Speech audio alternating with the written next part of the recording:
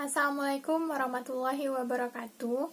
Hai, saya Hesti Widyasari, mahasiswa akuntansi Fakultas Ekonomi dan Bisnis Universitas Bung Hatta. Saat ini saya sedang melakukan KKN Tematik COVID-19, yang mana fokus kami terkait dengan COVID-19. Nah, di dalam video kali ini, saya akan membahas langkah-langkah dasar tentang membangun usaha di masa pandemi ini.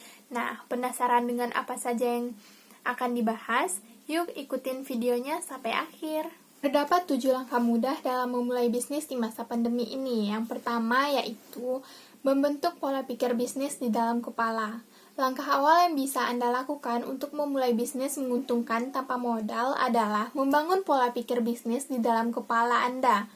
Memiliki pola pikir yang tepat akan membantu Anda dalam menjalankan bisnis. Dengan pola pikir bisnis, Anda akan mulai terbiasa peka terhadap kesempatan dan mempertimbangkan antara untung dan rugi dari bisnis yang Anda mulai. Yang kedua, dengan fokus dengan satu bisnis di awal. Siapa yang tidak ingin langsung sukses dan meraih keuntungan besar dari bisnisnya? Kadang, keinginan ini kerap kali membuat Anda gegabah dalam membuat keputusan, sehingga Anda berpikir bahwa memiliki bisnis yang banyak akan menghasilkan uang yang banyak. Padahal, dalam bisnis yang banyak, risiko pun akan hadir di setiap bisnis yang Anda jalani. Yang ketiga, yaitu jalankan bisnis sesuai dengan apa yang Anda suka. Untuk memulai bisnis menguntungkan suatu dengan keinginan, Anda bisa memilih untuk menjalankan bisnis di bidang yang Anda sukai. Fokus dengan menjalankan bisnis sesuai dengan bidang yang Anda sukai akan menambah semangat dan aktivitas bisnis yang Anda lakukan. Yang keempat, kelola uang secara bijak. Setiap bisnis yang dijalani, besar atau kecil skala tertentu, akan membutuhkan pendapatan dan pengeluaran. Oleh karena itu, pengeluaran uang jadi faktor penting. Anda harus memahami aspek-aspek apa saja yang Anda tekan pengeluarannya dan sektor apa saja yang bisa memaksimalkan pendapatan bisnis Anda. Yang kelima, melakukan riset. Setelah membangun pola pikir, menentukan bisnis menguntungkan apa yang akan Anda jalani, Anda perlu melakukan riset terlebih dahulu. Riset yang Anda lakukan akan dapat membawa insting penting dalam pengembangan bisnis yang Anda jalani. Yang keenam, memanfaatkan media sosial. Di era yang serba media sosial saat ini, peranan media sosial memberikan dampak yang sangat positif dalam mengembangkan bisnis menguntungkan yang akan Anda jalani.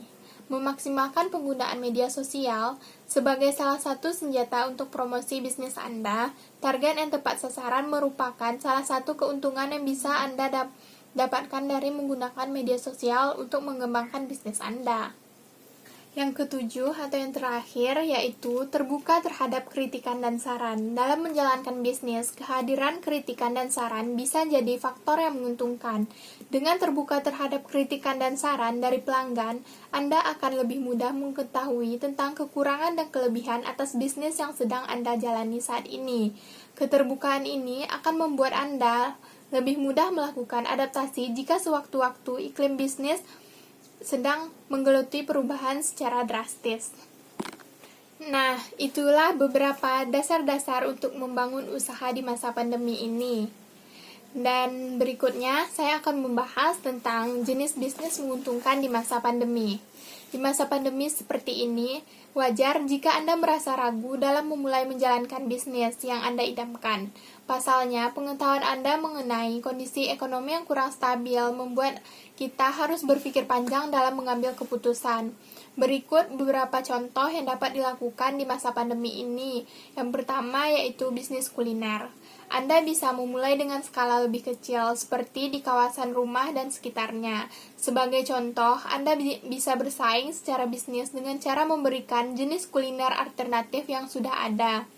Selain itu, Anda juga bisa menambahkan variasi agar para pembeli penasaran dan tertarik untuk mencoba setiap penawaran yang Anda miliki. Yang kedua, kerajinan seni. Di masa pandemi, hampir seluruh kegiatan kantor dilakukan di dalam rumah atau work from home. Selain itu, tidak sedikit orang-orang ingin menyulap sudut kamarnya sebagai ruang kerja yang menyenangkan. Oleh karena itu, kerajinan seni sebagai dekorasi biasanya jadi opsi Anda untuk memulai bisnis menguntungkan. Melihat potensi bisnis ini, Anda bisa saja untuk melakukan bisnis dengan menyediakan elemen dekorasi, seperti wallpaper, macrame, hingga tanaman sukulen kecil. Contoh yang ketiga yaitu desain grafis dan penulis. Terkesan santai, memulai bisnis sebagai penulis atau desain grafis bisa jadi salah satu opsi untuk bisnis menguntungkan Anda. Dengan perkembangan internet dan media sosial yang pesat, keahlian Anda dalam merancang produk-produk kreatif sebagai penulis atau desain grafis cukup dibutuhkan. Anda bisa menawarkan produk penulisan dalam bentuk video review atau content writing jika Anda memiliki keahlian di bidang penulisan.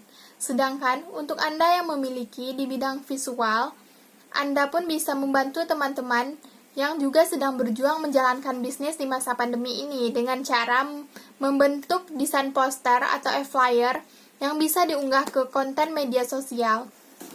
Kebutuhan atau demand yang tinggi akan keahlian yang Anda miliki juga bisa membuat Anda memiliki posisi branding yang baik dan menghasilkan keuntungan yang baik. Baiklah, sekian untuk penjelasan kali ini. Saya berharap video ini dapat membantu dan menginspirasi kita agar tetap produktif di masa pandemi ini. Sekian, terima kasih. Sampai bertemu di video selanjutnya. Assalamualaikum warahmatullahi wabarakatuh.